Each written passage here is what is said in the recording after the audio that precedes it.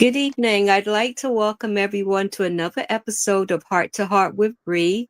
Tonight's guest is Angria Bassett. Would you please introduce yourself to the viewers, Angria? Hello everybody. I'm Angria Bassett. I'm a nurse, a counselor. I'm an author now. I can say a published author, and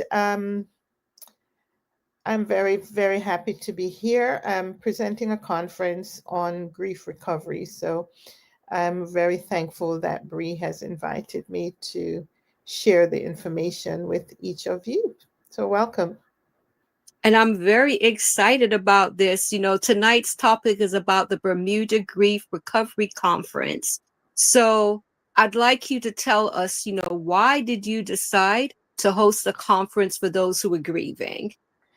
Well, first of all, I wish if there was something for me when I was going through the throes of my grief. I'm in the seventh year of my grief after the passing of my husband, and it was such a confusing time. In as much as I'm a healthcare provider and very well connected to the community, I didn't know where to go. I probably wouldn't even feel like going anywhere. I just felt like alone and isolated in my pain. And, I just wished I knew more. I wish if more people understood a little better or had the confidence and the comfort of being able to embrace the pain as you walk through it. I find that so many people are afraid of tears, they're afraid of pain. It makes them very uncomfortable. They feel like they are inflicting pain. So I'm learning to understand on the other side what some people experience, why they are unable to administer to our need. So I'm putting this conference together, not because I felt like doing it, to be honest. It's not a very good time for me. I'm very busy, but it seemed like this is a solemn call from God. He gave me a date, he told me where it's going to be, and I'm just following through with all of that. Have a very full agenda. It's a very ambitious thing to do in less than 2 months, you know. So, ordinarily, my control self would have wanted at least 6 months to plan and prepare for this. But I'm going with it. I'm just being obedient, and I'm really, really believing God that He is preparing a table for His people to come and sit at. So He's just happening to use me and the others who are going to be speaking and, presenting their workshops and so on. But it's out of His love and His concern. We have to go back to Jesus wept because, as Christians and even other religions, there's a great discomfort with death and dying um, and not really understanding or feeling that there is anything special to be done for people who are grieving. And, for those of us who read the Bible and believe the Bible, it's it's really threaded right through the scriptures. In the Old Testament, there's a lot of talk about the widow and, who lost their wife and who lost their husband and so on. So, God has taught us how to walk this through. And the unfortunate thing is that we have to walk it through in pain with His Yes. help. Yeah. Yes, and you know, from my personal experience, grief is it's not an easy road. I wish I would have been able to attend a conference or something that would have helped me to navigate through the loss. Yeah. because it feels as if you're blindsided Hmm. and you just don't know where to turn. Yeah. I believe in God. I read my Bible every day. And as much as I have done these things, I had my struggle during that period, and it's been going on 10 years, and I still have my struggles, if I am to be honest. Hmm. So when you told me about this conference, I was like, would you please come on the podcast so we can talk about it? I think what you're doing is wonderful. And I would this is Angria's, I think, your third or fourth time on this podcast. At least three. And I remember I saw Angria on a podcast, and I remember reaching out to Stephanie, and I was like, Stephanie, please, can you please put me in touch with this lady? Because when you shared about the loss of your husband, it could resonate with your pain.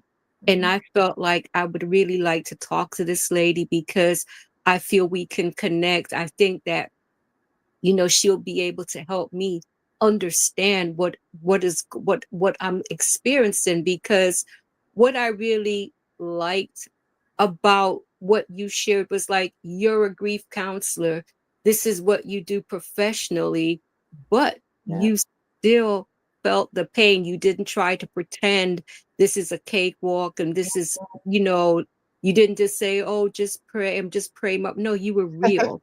And I really appreciated that about you. And you have been someone that's helped me a great deal on my grief journey. And I have to thank you for that. So, I will be prayerful about this conference because I know that there are people out there who really need it. And if you will be streaming it, please let me know because I will definitely share the link on my wall.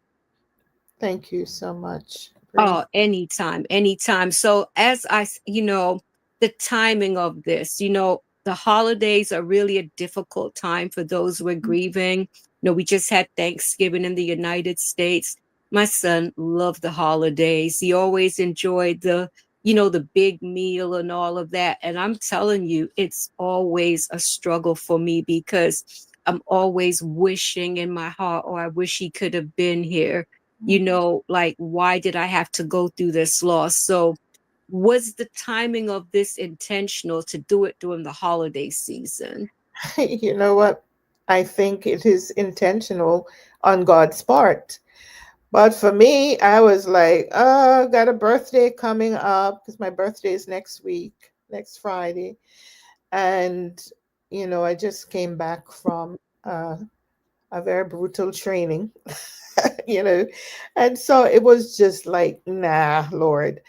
But, Spirit of God is relentless. It is well timed. Yes. I cannot tell you, I'm dealing with fresh grief as well.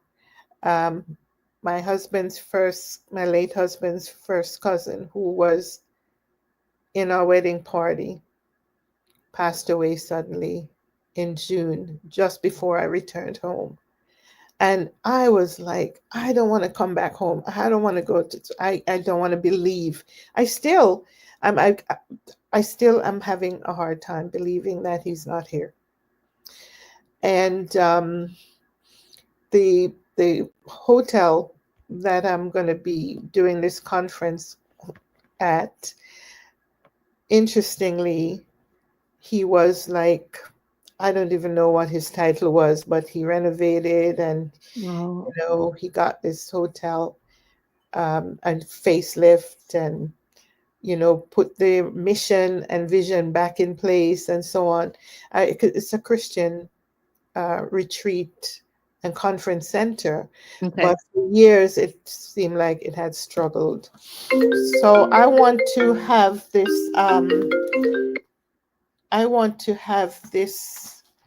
as in memory of him as well.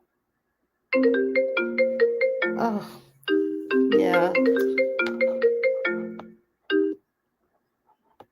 Yeah, so I want to have this conference in memory of him as well. Um, just to remember him and hopefully to establish like a healing garden or something. We're not sure what it's going to look like, but that's fresh grief for me and for our family. So, like I said, my husband's passing, or the grief for him, has been 7 years this year. May 18th was 7 years. Yeah. But June, we lost the cousin who was like a big brother and godparent to some of my kids. And, so, and again, there's a loss of a client, tragic loss that we're still walking through. That was the 29th of September. Yeah. Um, and numerous people. One of my former staff reached out to me. I hadn't seen her for probably about 12 years. And she reached out, and she had been going through. She lost her mom, and they were like best friends. And the pain, just we who've been through grief, we understand the pain. We understand the confusion. We understand the back and forthness, the undulating emotions, where when you think you've got it together and you think it's finished, No. it's Yeah. just like, I'm not going yet. You start feeling better. You're like, okay, I'm not crying every day. I'm not crying 3 times a day. I'm doing better. And then it starts all up again. So once we've been through that, or we're going through it, we become extremely sensitive to Yes. those who are experiencing grief. And the truth is that sometimes we become re-triggered. It's true. Right before we went live, I told you that I saw my cousin's post that he had lost his son. And I tell you, it's like I don't even know Yep. how to reach out to him, because I don't want to reach out to him while I feel triggered, Yeah. because it brings back that feeling of when I first found out that my son was deceased. Yeah. And it's really, it's hard, because like you said earlier, you may think you're at the point where, okay, I can deal with this now, Yep. but it can be a song, it can be the simplest of things that will And trigger a memory of that loved one. It's rough. yeah. Yep. You see a piece of garment that Yeah. reminds you of something that they had. It's a very hard. It's a very tough journey, and that's why I'm so glad you're doing this conference, because I truly believe it will be a blessing to many. So I have to ask you, what are some of the topics that you will be covering during the conference? Yeah. So we're going to be looking at, explaining and defining grief. And I want it to be interactive. I want people in the attendees to tell me how they would define it. And I have found some information online that's dedicated to grief. And they allow us to use their material, their videos, and whatnot free. So there's some people there talking about what grief means to them. And it's like they're speaking the same thing that I would have said, and that what you would have said, and so on. So I'm going to play some of those clips, Yeah. and just to help people, because one of the hard things about grief or emotions is when you can't even explain it. You can't put words to the feelings. And so in a conference, we want to kind of normalize that for people and help them with their language concerning grief, so they don't have to feel stupid that I feel this way. Yeah, this is how I feel, because I've been through that, where it was like I wouldn't dare tell anybody how I felt or what I was thinking. Yes. I had real concern for my husband being buried where he was buried, and that's Yeah. where we bury people, right? But for me, I was like, that's my husband. And like, how is he feeling in there? Is he Yes. getting wet? Is he cold? Is he? And I know, guys, some people who are listening, it makes no sense. You think that you should know better than that. You're grown, or you're a nurse, and you should understand that the person is gone. They're not feeling anything. But our minds It's tell us you're that we not thinking still. rationally at the time. When my son died from an asthma attack, and I remember when they were getting ready to close the casket, and I remember thinking, why are they doing this? He Because has you can't asthma. breathe. That's all I could think about. Yep. Like, and so what you're saying, oh my gosh, thank you for Yeah. sharing that. Yeah. Because in that moment I felt crazy. I really did. I felt like I was losing my mind, because Yeah. if I would have said that, I think they would have been ready to lock me away. But in Me that too. moment, Yep. that's and then what I didn't know was in the casket itself, there was like this lining that they pulled up over his face. And when Mm, I saw them pulling this thing up over his, I can't begin to tell you, I went into panic mode. There's a picture. yeah.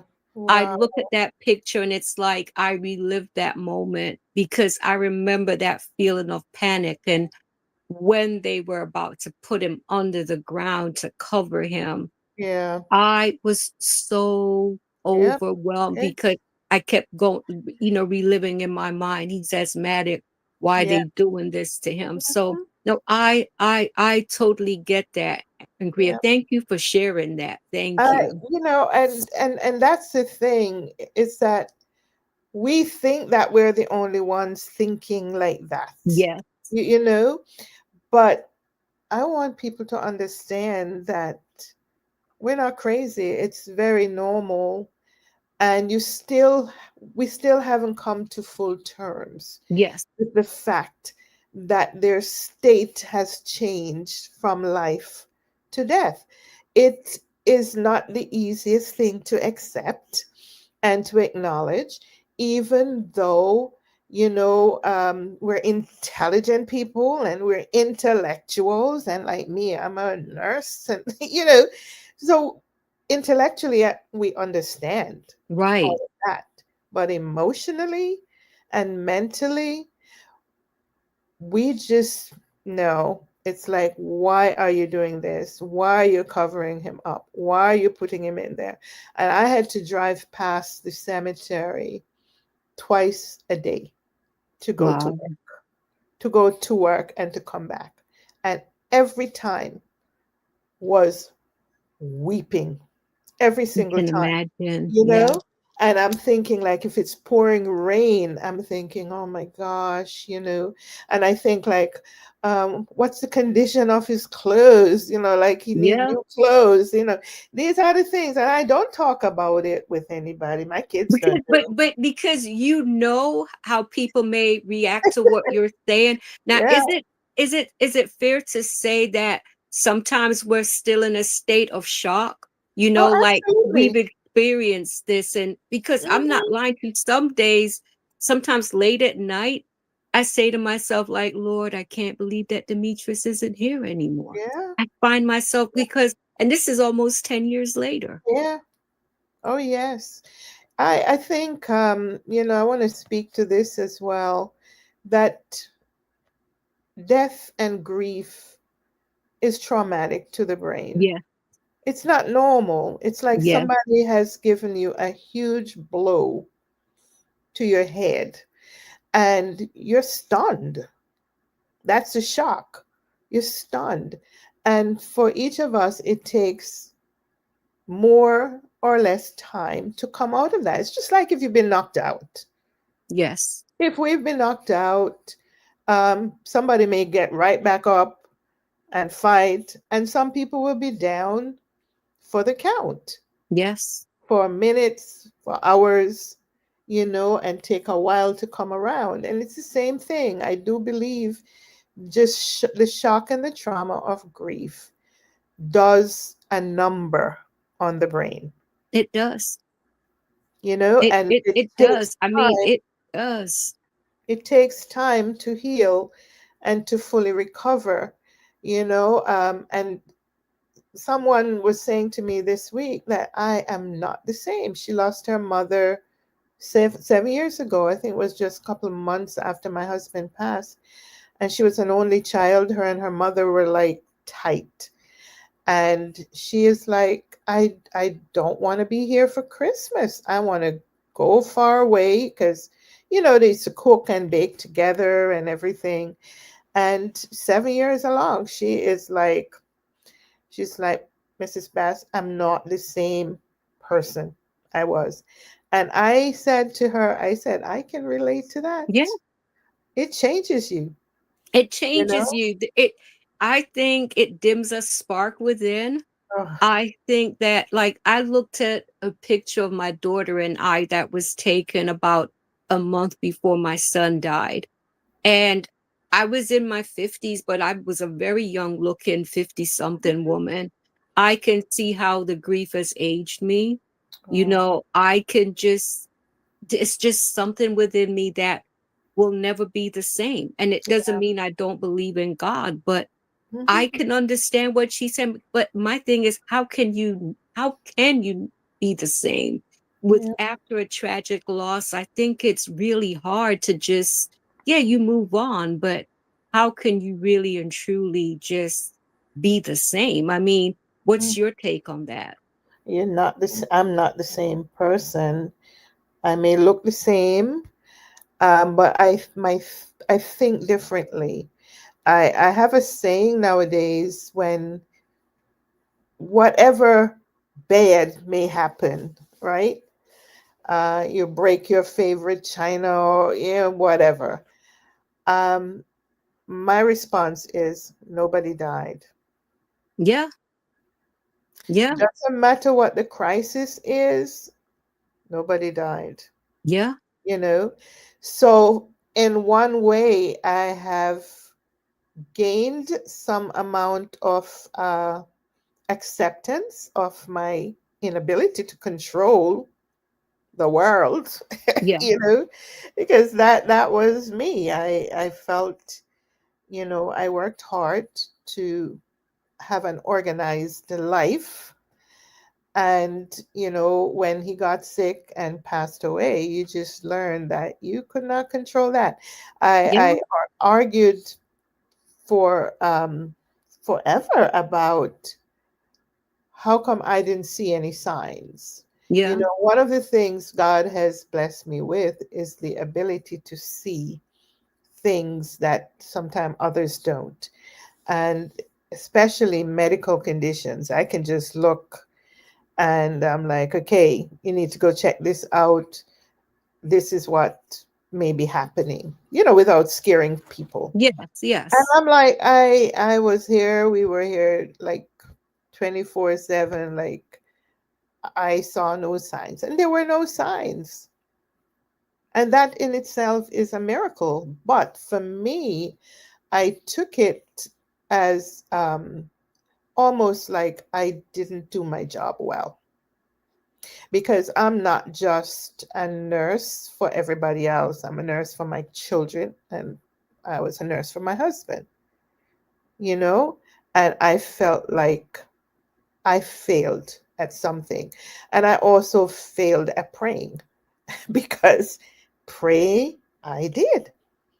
Pray, fasted, um, lost a lot of weight, really, really, really believe God, trust God to have you know, this thing turned around, not the way it turned around, but it turned around with him, recovering from brain it's cancer. hard. It It's didn't it happen. it's So you hard. feel like you failed. Yeah, I remember feeling like, my son unfortunately was a smoker. And I would yell at him all the time. Like, why would you smoke and you're asthmatic? And I can't tell you how much I beat myself up about that after he passed away, because I remember saying, if I hadn't yelled so much, if I had just done this, if I had Mhm. just done that. And Yep. I really held myself responsible Yep. for a very long time. It's only by the grace of God where I was able to start seeing things a bit more on the rational side and understand that, my son was in his 20s. He Mhm. knew he was asthmatic and that was his choice. Yes. But to be honest with you, hindsight is always 2020. And I wish I would have yelled less, and I wish I would have explained to him why I felt, because I just said to him, you're asthmatic. But maybe if I would have said to him, I'm afraid to lose you. I'm Mhm. afraid this may take your life. Mhm. Hindsight is always 2020, but it's hard not to feel some level of guilt. But I think Oh, it's just our love, wishing that our love could do something to save our loved ones. absolutely. That's part of the denial process, and not really accepting what has happened, that we turn it onto ourselves at Yeah. times, that we could have or should have done something. Yes. You know, what about that dream that you had and you didn't do Yeah. anything about it? That could have made a big difference. Yeah. You know, yeah. So like grief isn't difficult enough, but then we add guilt to it, And and that's then such a burden. it's huge. I mean, like that could really take you down. It can. And then I added shame to mine, Yeah. because, and guess what the shame was about? The shame was about my inability to pray enough for God to change his mind about the end result, right? Yeah. And so I felt ashamed that oh, hi, I have somebody watching from Yeah, Ghana. Hey. it says at Think Solutions. Hey, Yeah. she said, watching from Ghana, Auntie Andrea Bassett. Thank Yeah. you for watching. We Thank do you so appreciate much. you tuning in. You Yeah. know, Angry, I have to ask you, why should we face our grief? And I have to ask you this question because from my personal experience, I went through a phase where I tried to suppress it. I tried to tell myself everything was okay. I wanted to smile and pretend that I'm this strong woman, but I was dying inside. And, I wouldn't tell anyone about how sad I was feeling. And I do remember one day feeling that I thought I was about to have a heart attack, you know but I realized it was the suppression, the grief suppression, that was taking its toll. I would lay in bed all day, watch TV all day. I remember starving myself because I felt subconsciously like that was the only thing I could control. Mhm. And then I think it was also a form of punishment, if I'm to be honest, because I let my son down. Yeah. So it's like all of this, I think it was a burden that I just carried every day. But I remember being chastised early in the grief journey. Like basically, if you were a good Christian, you wouldn't be feeling this way. And it's like, you Mhm. know what? Loss is loss. And I know that I love God. I know my belief in God is still there. Yes, I struggled with doubt for a while, but at the end of the day, I know that God loved me and my son. Mhm. But I realized then that, and you don't get to do it over, but it's like, I wish I would have attended a conference like what you're holding this week. I wish I would have had the tools, where I thank God I did go through grief therapy eventually, which was a lifesaver. Thank But God. I think that when we deny our grief, I think we're going to bring harm. I think that eventually it will take us down. You can't Mhm. hide from grief. You can't run from grief. Eventually, it will catch up with you. You may run for a little while, but you won't be able to outrun it. I mean, what's your opinion on that, Angria? Grief is an inside thing. Yes, It's not something sitting on the inside that you can put in the closet. It's inside of you, right? It's packaged emotions, yes, and it's emotions that we've never experienced, or we've never experienced to this extent. yes, We didn't know that emotions could hurt like this. Some people have had heartbreaks, broken relationships, or you know and that hurts. But this is next level. yeah, you know? So, when we try to tidy it up or hide it, who are we hiding it from? true. Ourselves. And our bodies know the deal. Our bodies cannot be fooled, you know? So all it does, because our bodies are so ingenious, all our bodies do is just tuck it. It's like pushing the dirt under the carpet. Yeah, If you keep doing that, you're gonna stumble over it. It's gonna be piled high. You're gonna have a little carpet mountain. And that's what happened on the inside if we don't yes, deal with it. And as painful as it is, we have to feel it, and we have to cry it out, scream it out, pray it out. I mean, all of the above and more. And sometimes we need help to get it out. It's yes, like I think I mentioned before, because I'm a nurse. I speak in graphic physical terms sometimes. It's like being constipated.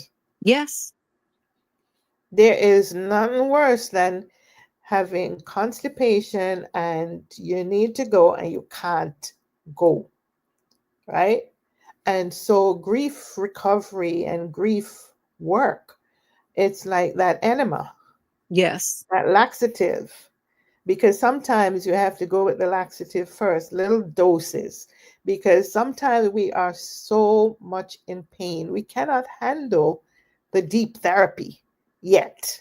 It's We true. just need to be held. We just need to be understood. We just need to be seen. We just are not seen. We just need help. And so, I really wished if we were equipped. And that's one of the reasons why the conference, I believe, God is equipping us, you know, um, to go through it. These are end times. Yes. I don't think less people are going to be dying than before. These I are mean, it's like you see it time. all the time. It's unfortunate. But you see young people, you just see it's tragedy after tragedy. And It's horrible. it's very sad. But I do think that the churches, I think people like yourself putting this conference together, I think we have to have a better understanding of grief Yeah, recovery so that we can help people through a very difficult time. Because I do believe that I'm not saying life will ever be the same, but I think we would be able to bounce back a little easier with the support, the yeah. proper support. Hmm. And I am glad that I saw a therapist because she was trained. She knew how to help me recover. And I have found that when I am going through a struggle, that it's better to talk to her than to someone who will have a very insensitive response. They may not intend to hurt, but they do. So, that's something I've come to learn in the past almost 10 years to when I have my therapy session to address my feelings with my therapist. Yeah, yeah, because you know people are not equipped. I think they mean well. I'm accepting that now. In the first 2 years or 3 years, just leave me alone. Don't Yes, bring any nonsense to me. tell me to get rid of my husband's pictures, and get rid of any evidence of him. Like, stop it. How can you do Don't that? take I those- mean, I remember someone saying that to me on my job, telling Yeah. me it's just too sad. Why It's don't you just a move that picture? reminder. And I was upset with her because it was like, listen, don't tell me what to do. If I feel better being able to look at my son's picture throughout the day, then that's what I'm going to do. I thought it was very insensitive.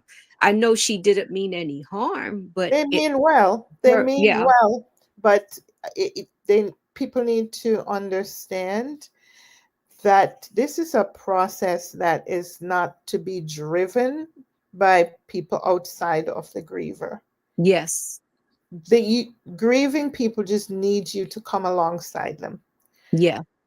It's Yeah. like a crutch to lean on sometimes, a support, somebody who can listen to you, because our loved ones can't listen to us anymore. It's true. We can't hear their voice anymore. I kept my husband's voice notes. I still have them, but I would listen to them because I would be like, oh my goodness, I miss his voice. I Yes. really miss his voice. I miss his wisdom. I miss him telling me which scripture, he was like a concordance. So when he passed away, it wasn't just losing a husband, it's a friend, a support, a confidant, right?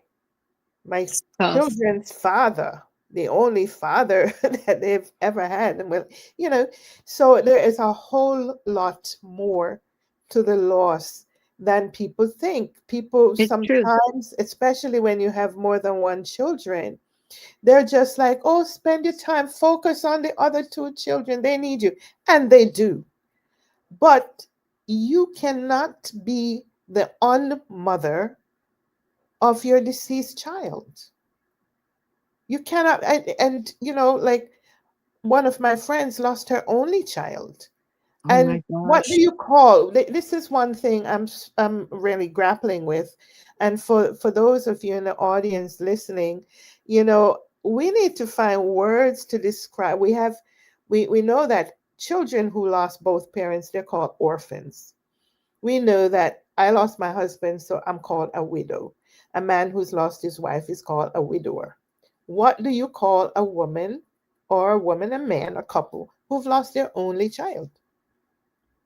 There's no name. There's What and do you you know, call a sibling who's lost one of their siblings? And this is the thing that we need to deal with, because sometimes when we're grieving, people will remember the wife or remember the mother, but they totally ignore the siblings. and that's a tough thing because I can tell you from personal experience that, God blessed me with 3 children.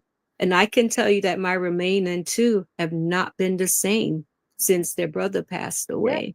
They have not been the same. I mean, I feel as if when my son died, that he took the family unit with him with him. Yeah, because that level of connection that we had before, it's no longer there. And I don't think we love each other less, but I think that somehow the connection just, the sadness and all of that. And I can tell you, as a mother that lost her child, in the cycle of life, you don't expect to outlive your children. You expect them to outlive you. So it's the most natural feeling in the world, so that is a tough thing to deal with. And, like I said, I am hoping that when you do this conference, that it's something that you may consider to do on a yearly basis, I because am. Yeah, I do believe that something like this is needed. I was saying to myself, if I was in Bermuda, man, I would be there at this conference, because I would be on even the 10 stage. years later, I think I need it. I think I could Mm, still use that level of support, but I also believe that I could be of support. And I think that once you've experienced it, you learn to have the empathy for people who are going through what is the toughest time of their life. Like, I'm thinking about my cousin Nick right now. My heart is breaking for him. because I'm like, I know to Yep. how I have felt since I've lost my son. So I know he's going through a very difficult time right now. I'd like to talk about moving on with life and the new normal. I remember my cousins saying to me, you know, this is your new normal, Bridget, your new normal that you'll have to learn to live with. And I think back to that new normal all the time, that term. And to be honest with you, I don't love the new normal. I am still struggling to embrace that new normal because the old way of life, I miss it. I miss, the days when I had my three children home from college, we were all under the same roof. I miss hearing them laugh. I miss their interaction with each other. I just miss that. But I get it that life goes on. I have to go to work. I have to do the things that I need to do in order to survive. So what I would ask you, Angria, what would you say to those who they just feel Yeah. like there's no hope? The new I'm normal. giving up. Mhm. I just don't want to even think about life anymore. I Yeah. mean, what would you say to that person who is in that phase of grief? Yeah. It does. When we're in that phase of grief, it does feel like we're stagnant. The only thing that's not stagnant is the emotions because Yeah, that's a roller coaster. But you yeah, just feel like you'll never be able to move on. yeah, But I thank God that He is a healer of every area of our lives. yeah, And I know we all take different time, the way in which God carries out his healing is very different for each of us. But I want to say, just I can only speak for myself, that when I started this seventh year, and with God, seven is the number of completion or whatever, I just felt a bit more whole. I was fragmented, and I'm emphasizing fragmented. I look whole to everybody else, but I knew it was just bits and pieces, and they're like shattered remains and walking wounded. Sometimes the new normal felt like the new abnormal, you know, but the more positive way of looking at it is the new normal, the the new life without the love that we've lost. And really coming to terms with, have I really lost that love? I just can't see him. I just can't hold him. But that love hasn't gone anywhere. That yes, love is still with me. I still carry that love, and coming to acceptance, having God help me to relieve the guilt and the shame, and understanding that I wasn't the decision maker about all of this. Some things rest with God and our loved ones. yes, He has a timing. That's my belief anyway. I know it's not yeah, everybody, but he has a timing for everything and for each of us. I agree. And like you said, Bree, we don't expect that our children's timing is going to be shorter than ours, that we're going to outlive them. And I certainly didn't expect my husband, I didn't expect to die either. I thought we were going to just be here happily ever after, and the Lord would come and he would just take all of us up or whatever. Um, that was not something that I thought about and did not prepare for.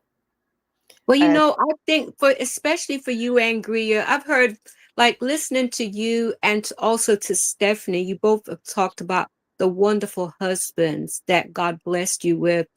it has to be even harder when you know you had a good man, you felt the love, and you were happy to be with this person. You just wanted to grow old with him. Oh, yeah. So I can only imagine how that felt. Yeah. That's one of the topics that we're going to talk about too, is when grief is relief. Because I had this experience where I had asked an older lady who had lost her husband. I was just checking on her to see how she was doing and how we could support her or whatever. And she was like, I'm fine. And I thought that was weird Yeah. because it was a recent loss. And, she trusted me with some information that she was very relieved that the husband of, I think it was like 50 something years, was no Wow. longer here. And I'm like, oh my gosh. So instead of grief, she had relief. Right. And so, how do we handle that? Because, I mean, it took me off center. I wasn't Yeah. expecting that. I was like, if mine was only 34 years and hers was 50 something, like Yeah. I thought she was having double the grief, and she was like, I She get was to live she the was rest of she my was life. she was feeling relief. I can, my grandparents are married for over 60 years, and I remember we went to Jamaica for my grandfather's funeral, and I'll never forget when I hugged my grandma, and she said, she didn't know how she would live without him, and she felt that she would be next. But she lived another 10 years, Yeah, and she always would talk about the great husband that she had. Like, she had the best husband. And yeah. I mean, my grandfather was such a lovely man. I mean, I miss my grandparents so much. And I will never, because I'd never really seen my grandmother cry before, but she felt that loss. She really and truly did. So, you know, I remember hearing you speak about your husband for the first time, and I remember thinking, he sounds like such a nice man. And for me, because I had a terrible marriage, because I remember one of my cousins when she lost her husband, and I called her to give her my condolences. And I remember saying to her, why would such a good guy like your husband pass away and that little buzzard I was married to still flying around? And he was like, don't say that, Bridget, don't say that, you know. But it's like, it's a reminder to me that we have to trust God, because sometimes we want to know why, or why me, or why, whatever the circumstance. But Oh, yeah. I, like I said, when I hear you speak of your husband and I hear Stephanie speak about her husband, I just feel that it has to double the pain somehow, because you know what you lost. It was a lot. Still is a lot. Yes. You know? Um, I look at life now. There are just some things, as some of you may know. I packed up the house, got rid of everything, and rented the house out and went to live with my son in British Columbia. And that was needed. I Yes. needed the change of everything to really complete my healing. And I'm not saying that I'm done, I'm almost there, you know. Yeah. Um, I don't cry every time I talk about my husband anymore, but I think Stephanie, when we had the first podcast, I could not do it without tears.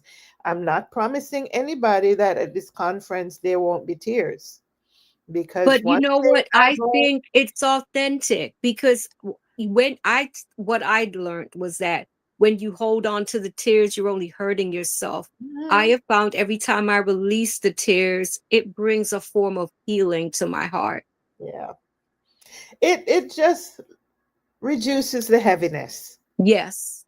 Sometimes the pain is not that excruciating pain, it's just this weight, that we Yeah. carry around, and crying sometimes bring that relief, Yes. and you feel lighter. You feel a little bit better that you could express it that way. Tears is a gift, It is. and I'm It not is. so sure why we're so afraid of it. You Right. No, know? I have come to embrace it because I have found it really helps a lot. I'd like to thank Ava and Danny for watching from New York. That's Thank my you so brother much for and my tuning in. sister-in-law. Thank Yeah, you for watching. thank you so Let's talk about being overcome with sadness. yeah. I remember going through a phase where I felt that I would never smile again, never laugh Mhm. again. I just felt I would always have a cloud over my head, just Hmm. that heaviness, and it was like, is this how the rest of my life will be? Let's talk about that feeling of being overcome with sadness. Listen, I remember when we brought my husband back from Boston for the last time. We had gone back because there was some hope that somebody was going to be able to do surgery, right? And that hope was like crushed, totally crushed, and my heart was so broken. And I remember when we got back to Bermuda, it was in the month in February, and it was getting up to Valentine's Day, and his birthday was the day after Valentine's Day. So I was like, we saw all these Valentine Day signs, Valentine Day supper, and all these events. And everything around me was so dark. It Even though the sun was shining, it looked dark to me. And this is what this sadness is about. It's like Yeah. your vision is not, it's not seeing things the way that they are to Yes. everybody else. You see things the way that they are to you. And it was just an understanding that while everybody else's world was bright and looking Yeah. good, uh, mine was dark in the middle of the day. It was Yes. dark, and you have to put the brightness outside for him. I couldn't just lay down like, oh, I'm just so sad, because he was still here, but I was just seeing pure darkness around me. Yeah. And it's overcome with sadness. It's just the response to the loss.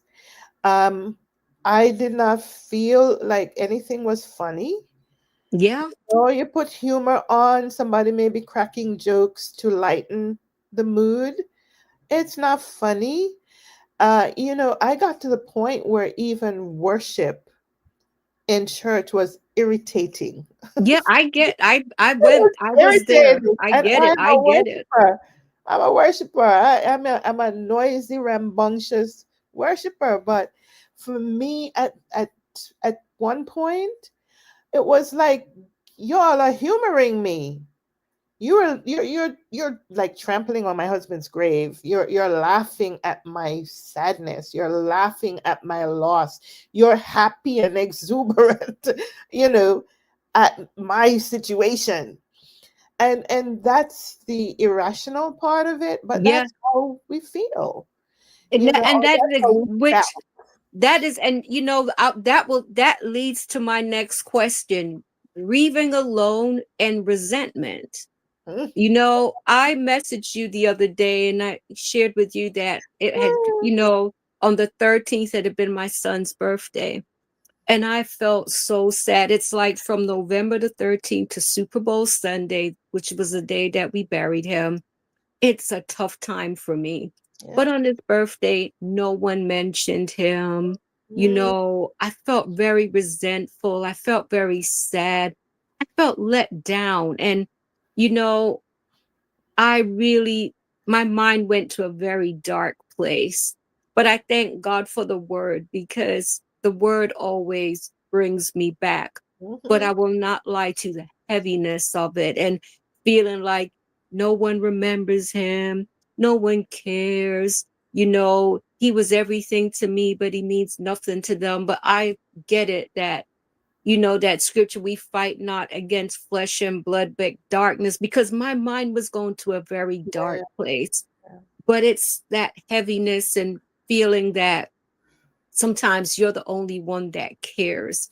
So I'd Hmm. like you to address the person who may be in that place where, because what I am learning, and you can tell me if I'm wrong, I know that everyone grieves differently.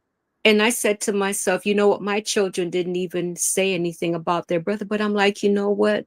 You They're don't probably know how feeling they feel. exactly the way I'm Yeah. feeling right now. Yeah. So I'm being unfair and being judgmental, but Yeah. it's just that sadness and the heaviness of it.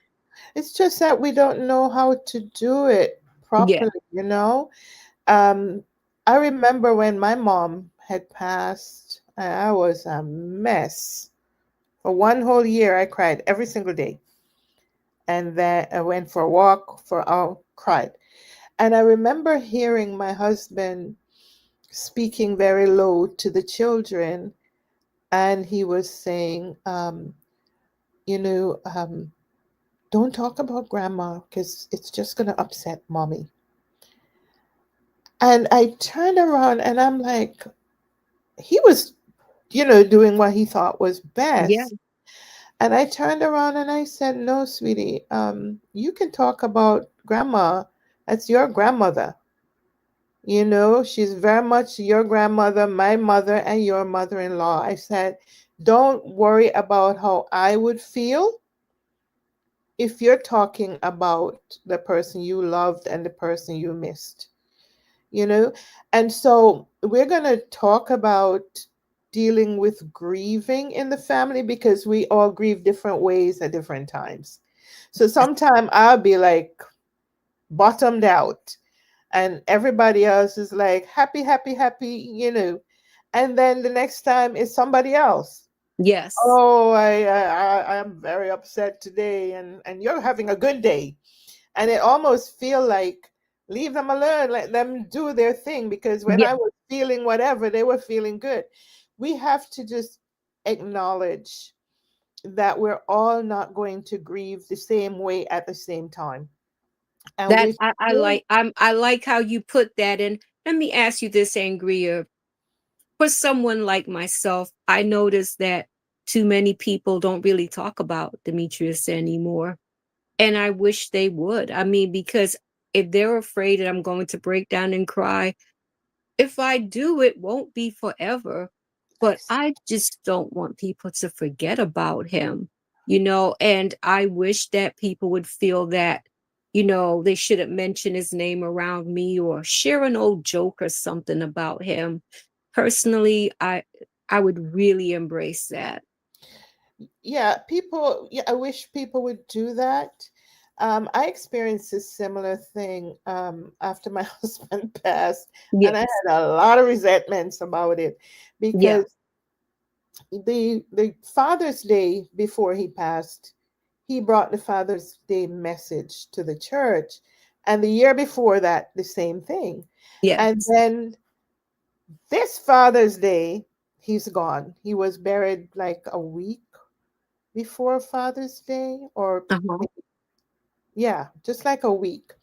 So this was the first Father's Day my kids are having without their daddy. And when we went to church, people were very awkward. They didn't mention his name. It was like he didn't exist. And I was very upset. Yeah.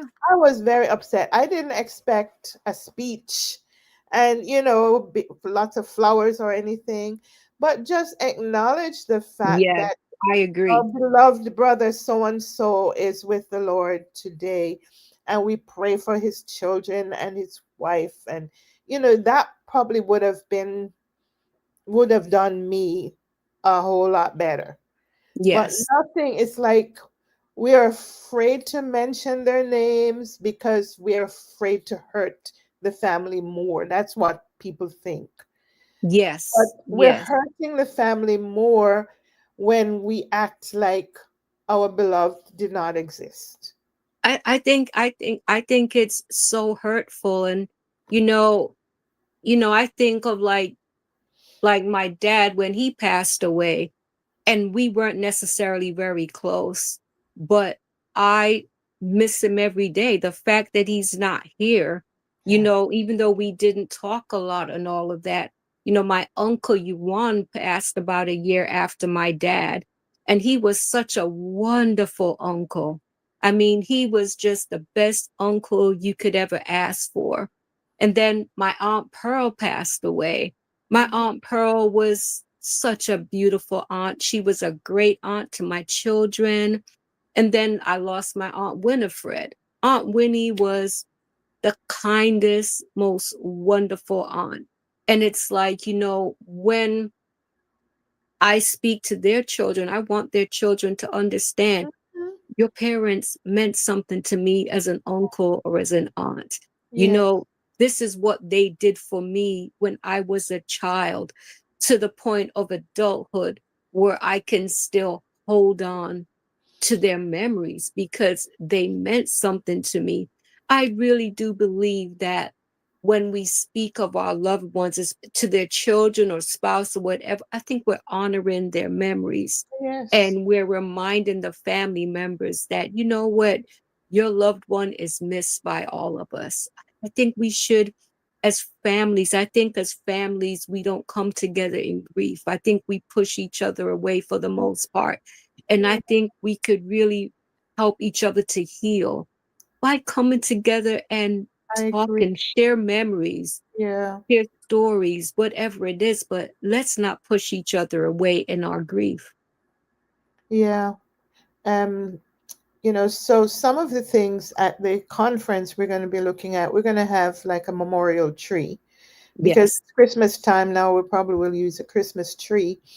But I wanted to do a mural, and people could attach their loved ones' names, or they could put, on their garment, if they're grieving for a sister, a brother, mother, father. Some people's garments going to be covered, you know, with a That's lot of beautiful. with a lot of names, but it's to remember them. We're not trying to. We know they're not going to come back physically, but we don't have to forget them. Yes. We don't have to forget and pretend as if they were never here. Yes. And as believers, we tend to say, oh, they're with the Lord, and I was resentful about that. And I'm like, Lord, I need him more than you, Lord. You know, what is he doing up there? It's like, when one of our young men passed away, a very young child, and he was our drummer. And, his grandfather was praying and saying, Lord, we need him. He was our drummer. We don't have a drummer right now. And the Lord said to his grandfather, we have drums in heaven. That means he is busy, right? His gifting is still being used. And so that was reassuring, but on the human level, we want everybody to stay here, until Yeah, I mean, unfortunately, it's I noticed that people are very uncomfortable speaking about death. It's not my favorite topic, believe me, but it's like, it's a reality of life, yeah, unfortunately. And I yeah, tell you, I really came to an understanding of that after my son passed away. I'd like to talk about the milestones. What is it about the milestones that it restirs that feeling of grief? It just, like I'm not saying I don't think about my son all the time, because I do, but it's like I said earlier, from November the 13th to Super Bowl Sunday, yep, it's that season of where I really, really, really struggle. You may not see me crying, but at night, that's when I'm probably crying, or when I'm really trying my hardest to keep it together because I Yeah. miss my son so much. It's so hard to acknowledge his birthday without him being here. It's Mhm. really, really hard, Yeah. So I'd like you to talk about the milestones and, why are they so difficult? Well, they are like the markers of the joys or the pain, you know, and so the body remembers. Um, Case in point, we as a family, we Thursdays was our family day. And so the whole family would get together when the kids were all home, when they came back from school. It was pizza night or takeout food night, games night, and so on. My husband happened to pass away on a Thursday night. Oh, And every Thursday was the reminder that it was family night and he's not here. And it was, I mean, I counted every single Thursday for I think more than a year until I wasn't able to maintain the numbering. But and without even knowing that tomorrow is going to be Thursday, I'm not thinking about it. Oh my goodness, I would still have a bad day. yeah, I would be crying and not knowing why I'm crying. Like, what is the trigger now? Like, what happened? Who said what? Nothing. It's just Thursday. yep. My son passed away on a Thursday also. And I found myself like the weeks were from Thursday to Thursday. Yes, ma'am. And Yes. I hated Thursday for the longest. And it took about a year, just like you said, for me Yep. to go back to the regular way of the week. But Yeah. it was Thursday to Thursday. And Yep. like I said, I came to hate Thursdays. I mean, I Hmm. felt that sadness and heaviness every Thursday. It was rough. So, no, I can definitely relate to that. Yeah, it's just like, when we used to stub our toes, and after you stub your toe, you would always somebody would come and step on it, and those milestones is just those the reminders. It's like those markers, in our hearts that would just come up. And like for me, it would come up even when I wasn't even thinking was Thursday. My Yeah. body knew, and my body would relive. I could tell you every date and time from the time my husband was diagnosed right up until he died. All of those dates are in my head, and there Yeah. are milestones, and nobody else knows, and nobody else cares, you know? But I know when this happened, what we did, when we went over yonder, when we came back, when the surgery happened, when the surgery was denied, I mean, all of that. I'm sure my kids have no idea unless they look in their calendar and Right. see their plane tickets. But all of those like were registered in my brain. And so I would remember them and I would literally be reliving them. So I thank God for time and for healing, Yes. because Yeah. some of I mean, what are you going to do? You can't make yourself forget.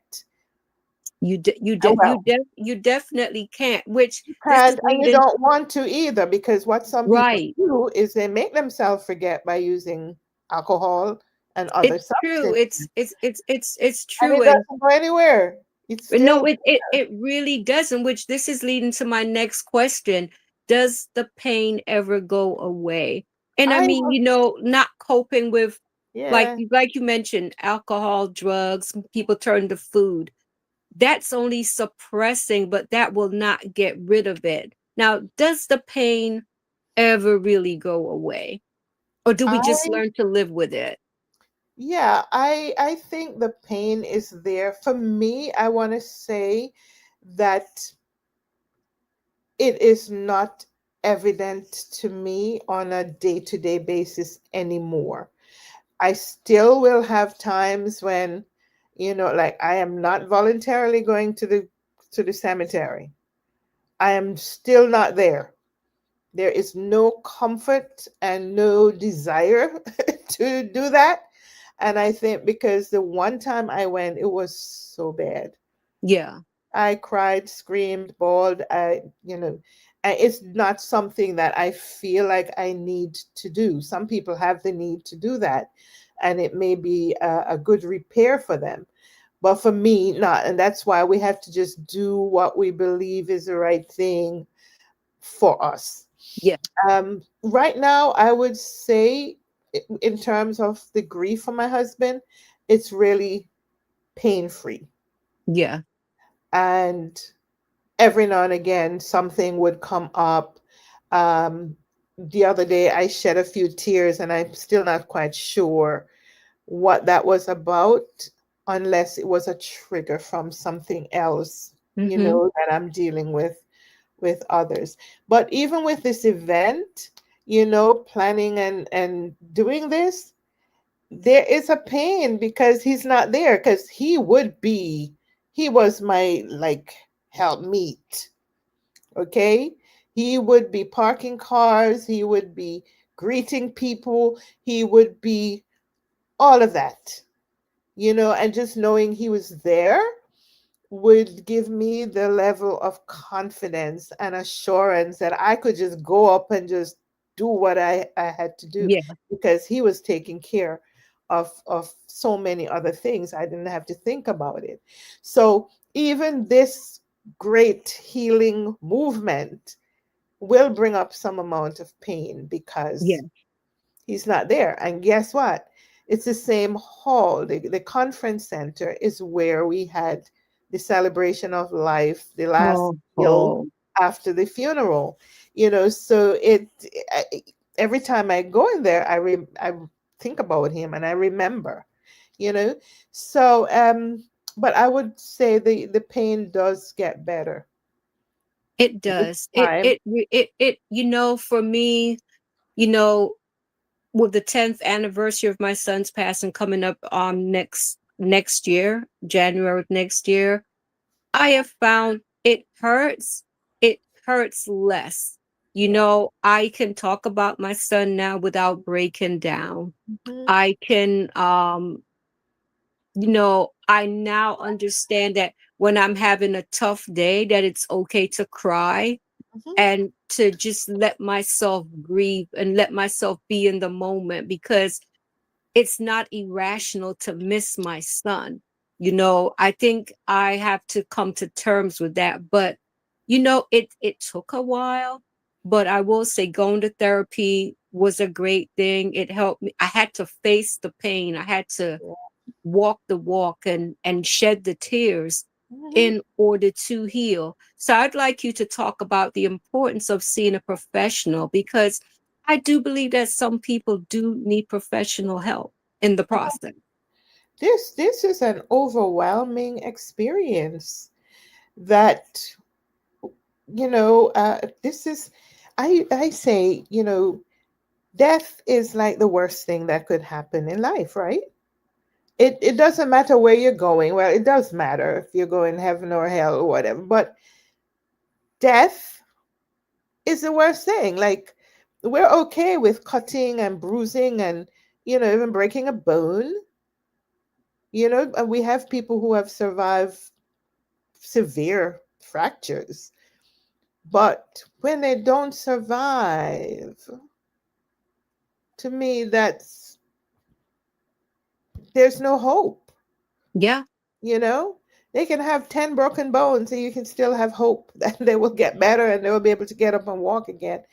But so death in the physical sense of it, it's like the worst thing that could happen, you know? Yeah.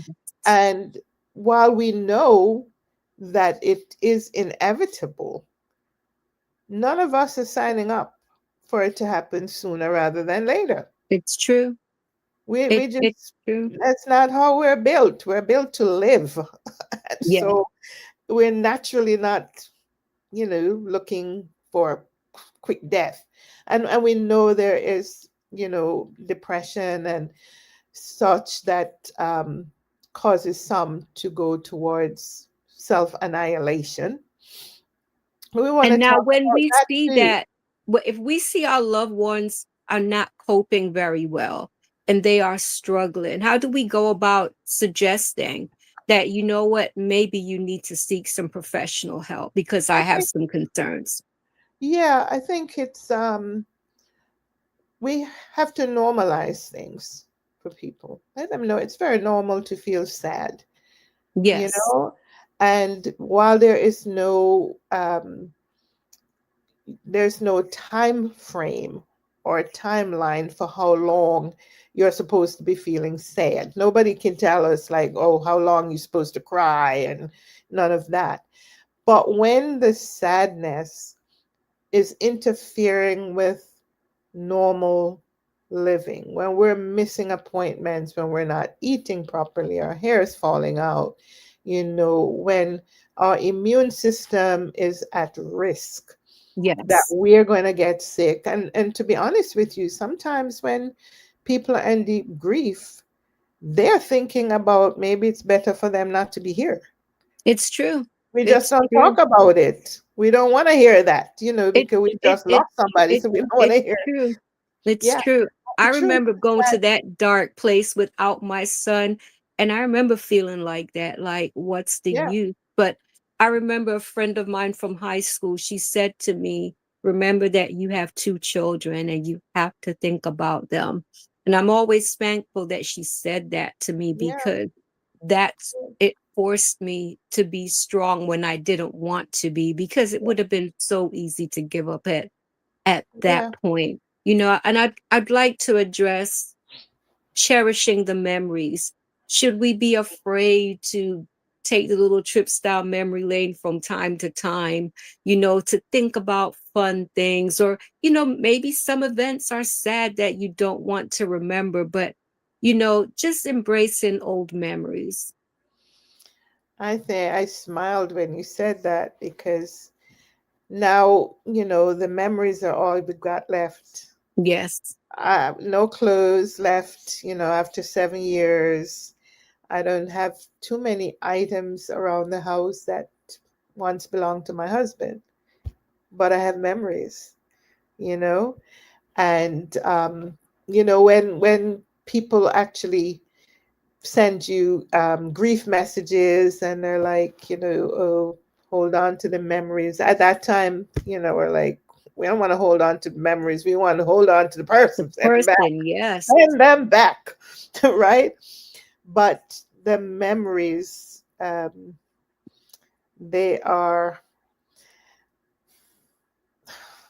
they are unbelievably important. Yeah. And of course, with that, you're going to have some bad memories. Yes. Where we talk about earlier, Bree, where we may have some memories where we have to check ourselves, where we could have Yeah. done better, we could have said better. Yeah. Like I couldn't stand my husband snoring, and Lord have mercy, after he got sick, he actually stopped snoring. That was the weirdest thing. And I couldn't sleep because he was not snoring. So I'm up checking on him, like, are you okay? He's not snoring, right? And after they're gone, you're like, man, I wish I had that rolling Isn't that truck something sound. that is, you know, you saying that, it reminds me, my son, he would call my younger son who was away at college late at night, and they would be on the phone, and my son had a loud, boisterous laugh. And it would wake me up. I'm a light sleeper, and I would get so mad at him, you know. And I remember after he passed away thinking, what would I do to hear him laugh again, Yeah, you know? yeah. Yeah, so the memories are precious, and that's why I wrote my book, you know. Which is definitely, I would please share with the viewers the title of your book, and it's on Amazon, It's by the on way. Amazon. It's called When the Earth Opened and I Was Swallowed by a Whale Called Grief. A It's a mouthful, good read. but the name of that book, I couldn't change it even if I tried. That's what God told me the name is. So I'm sorry for who get, it. It's When the earth relatable though. I think opened, that's how you feel in when you experience it. Now, you did say you've is your workbook available on well, Amazon yet? has not been put on Amazon. Okay. What I've been doing is just making PDF copies of it, but I will put it on Amazon or put it on my own website. Amazon is great, but they take most of the royalty. Okay. Well, please let me know when you do that. And like I said, I'd love for you to come back so we can go through the workbook because I really enjoyed Yeah, you sharing about yeah. your I'd book. love that. I'd Yeah. love that Now, very. I'd like you to talk about loneliness. I tell you what, in those moments of missing Demetrius, there's a loneliness because, especially when it's fresh and you feel that no one can relate to what you're feeling or what you're going through, there's a loneliness that I can't even begin to explain it. But, I'd like you to address loneliness. Well, the interesting thing is that I never thought, I just didn't understand when people would say, "Oh, I'm lonely. I'm married, but I'm lonely," or I need a husband or a boyfriend. I'm lonely. I just never experienced that. I just loved being around myself, and I had people I could reach out to when I needed to. Blah blah. Well, I got to find out about loneliness. It is this emptiness. You feel almost a depersonalization, like you don't even exist, Yes. you know? And it's the way I understand it is that this individual that passed away was so much a part of you that Yes. it's almost like, I know you said earlier, Bree, it's like Demetrius took the family with him Yes. because it's not the same. And that's the thing. They took a part of you, right? That you literally can't get back. That's why we're not the same, Yes. ever the same, And the loneliness, the emptiness, the feeling like you're not gonna be understood. So don't even bother explain to anybody because Yeah. they're not gonna understand. So the isolation of keeping your feelings to yourself. And that's why it's important to go to therapy Yes. and events like this because we're not only lonely but we're isolated from Yeah. within the thought process, right? We're isolated because um your social status has changed. I'm no longer somebody's wife. My husband is laying somewhere in a graveyard, right? It changes your status. You're not viewed the same way. Sometimes you're pitied, sometimes you're ignored. So all of that forms parts of this loneliness and isolation and othered. And it brings me back to the point of no identity, Yeah. right?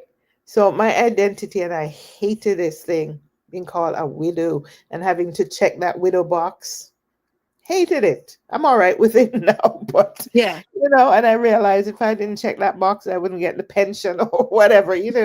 But it's just othering and isolating and a lonely place that you feel that most people wouldn't even understand if you had the language to express it, It's true. and sometimes you didn't. So having walked through all of that, I I understand things a little bit better, and I'm also more forgiving and more understanding of the nonsense that people tell you or the way they ignore you, because of their own fear, Yes. the fear of the pain and the heaviness that we carried. Um, so they can't handle it, so they ignore you, and then you feel even more isolated It's true. because And it's not them easy.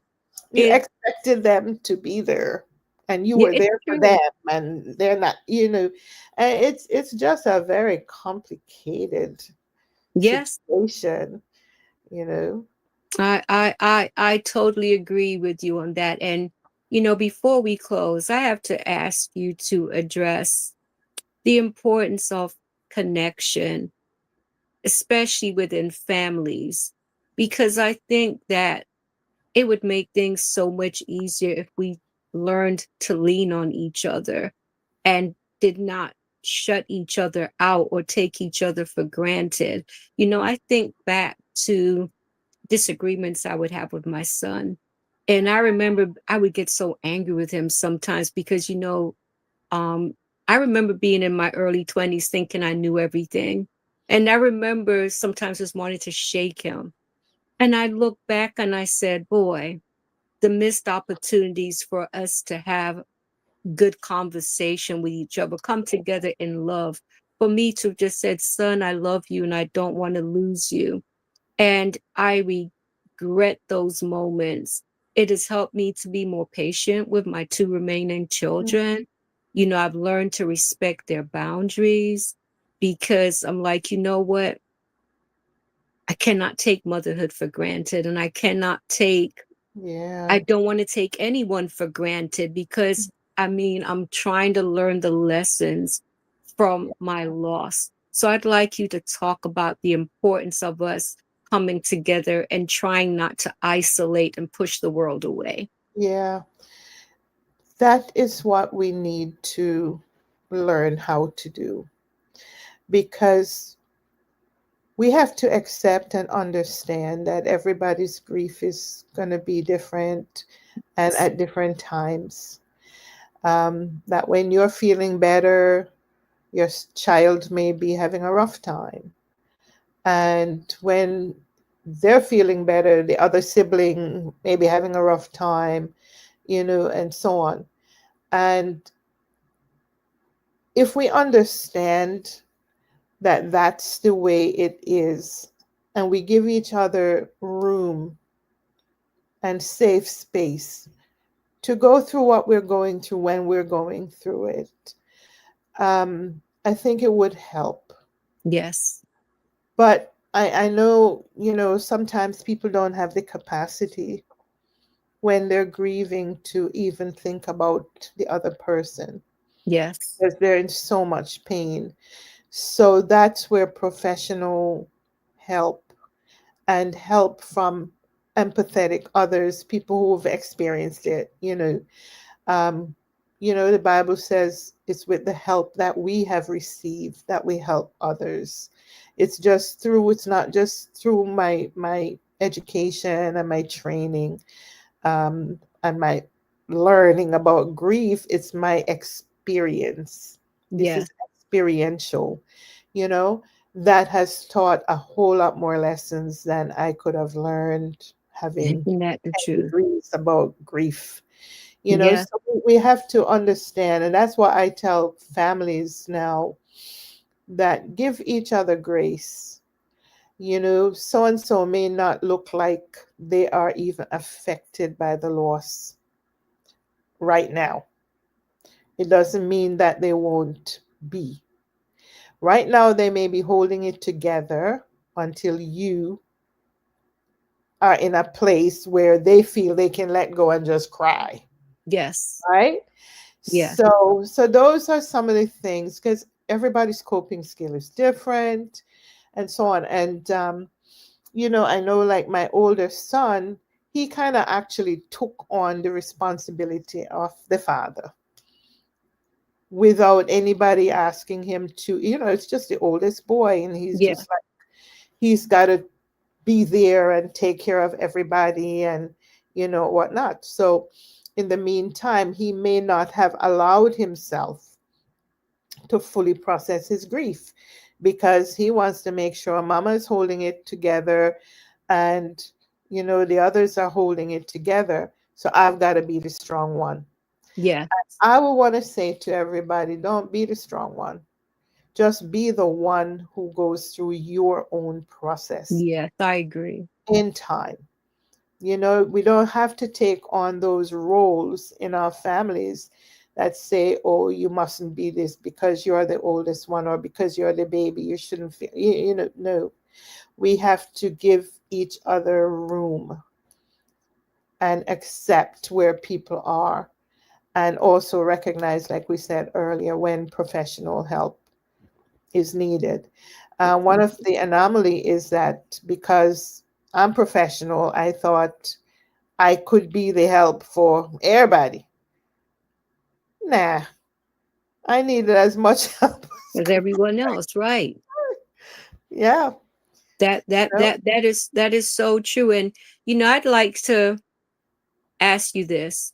There are people out there who, and let's just be honest, compassion and empathy are not high on their list. And if that's how you are, that's how you are, that's fine. But then you are not the person to go to a person that is grieving, Mm, because you will do more harm than good. I will There are never some forget people, what you said on our first one. yeah, Leave grieving people alone. Leave them alone. because With grief. it's And very damaging to the it soul. is. It's It is. very devastating to be chastised for grieving. And Mm-hmm. I truly believe that. It's like if a person puts like, oh, I lost so and so 20 years ago, and I feel some people may think you're still sad. It's like Why all you these years said? have gone by. Yeah. Listen, it's that person's process. And I Mhm. think we need to be respectful where Yeah. grief is concerned. It's a process. And if you did not grieve your loss because you're this strong individual, then that's you. But Great. for those of us who are human, Mhm. who are going through the process or have been through the process, but we still have our moments. You used the word grace earlier. Yeah. Extend a little grace. I mean, I think a little grace goes a long way, and people are not asking you for sympathy. They don't want Mhm. your pity. They just want understanding. And I think that's what it comes down to. Yeah. Yeah. Yes. Grieving people just and as I said, grieving people just now, I thought about one of my nursing colleague that passed earlier this year, and it just knocked us off. And I Yeah. totally forgot that one just now. And as soon as we said what we said just now, I remember Pat.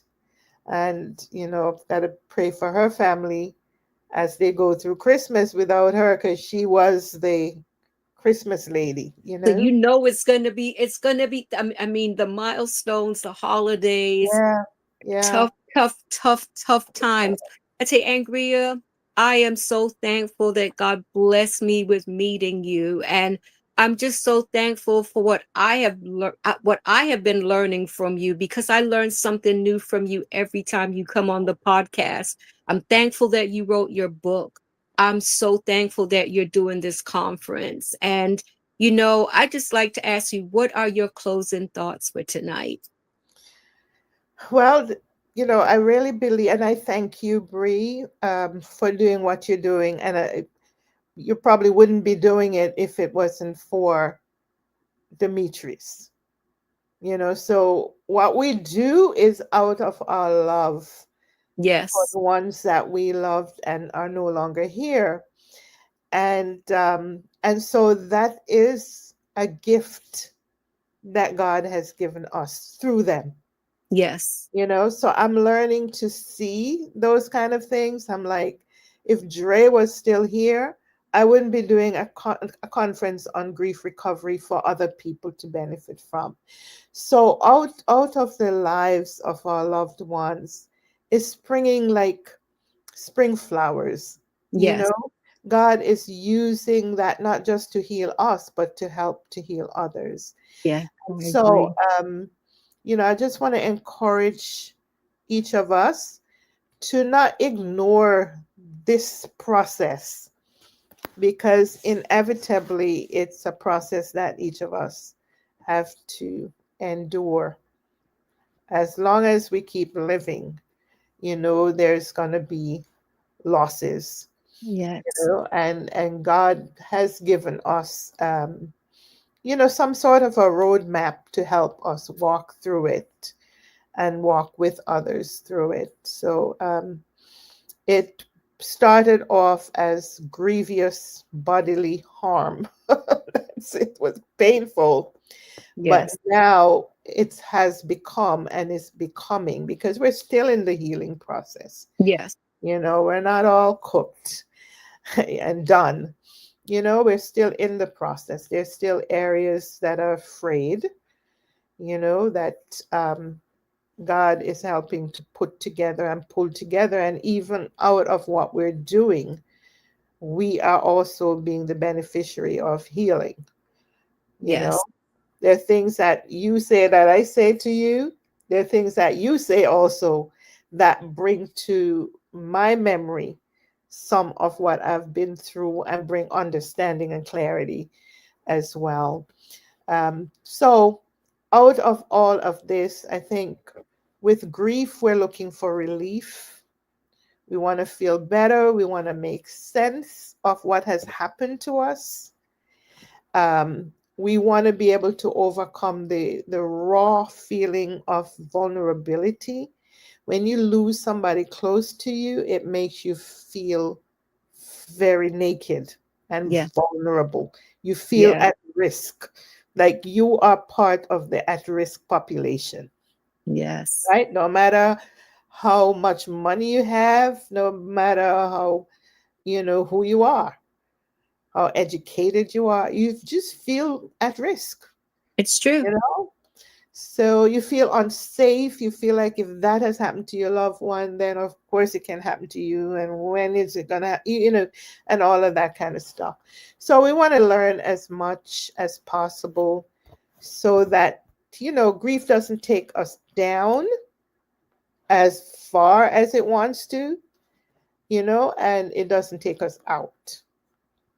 Yes. Well said. Well said. And, you know, I'm just so thankful for you and for your ministry. And, please feel free to share the link if you're able to do so for the streaming of the conference if it's available. I will. Thank you so Thank much you for so having much. me. And I'm looking forward to having you back so we can talk about your workbook. Yes. Thank Thank you. you, Angria. God bless you. I God truly bless you appreciate too. you. Have a good night, everyone. And tomorrow night, Andrew and Herbert will be talking about self regulation. So please tune in tomorrow at our usual time, which is 7 p.m. Take care, everyone, and God bless. God bless.